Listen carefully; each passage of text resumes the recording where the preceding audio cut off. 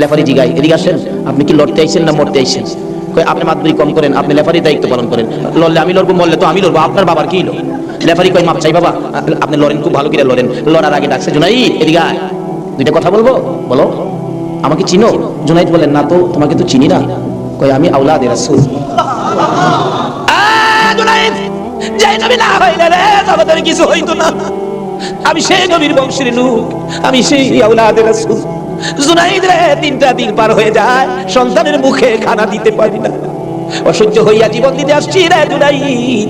তুই পারবি আজকে আওলাদে রাসূলের মুখে হাসি ফুটাইতে, আজকের এই ময়দানে রাসূলের বংশের কাছে পরাজয় বরণ করতে? জুনাইদ বলেন, ওই লোকটাই আমার সাথে কথা বলে সামনে দাঁড়াইয়া, আমি শুনি পিছন দিয়ে আমার নবী মদিনা থেকে ডাকে, জুনাইদ রে, পারবি রে আমি আওলাদে রাসূলের মুখে হাসি ফুটাইতে? এবার জুনাইদ দুইটা চোখের পানি জর্জর করে ছেড়ে দিলেন।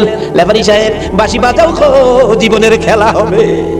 বাঁশি বাজাইলেন, খেলা শুরু হলো। আওলাদে রাসূল জুনাইদের গায়ে আঙ্গুলটা লাগাইলে জুনাইদ চিত হয়ে জমিনে পড়ে গেছে। লোকেরা বলেন, মানি না, আবার লাগাও। আবার লাগাইলে, আঙ্গুল লাগাইলে জমিনে পড়ে গেছে। লোকেরা বলেন, মানি না, আবার লাগাও, বুঝে আসে না। আমার নবী বলেন, জুনাইদ রে, এই খেলা কিন্তু ফাইনাল খেলা।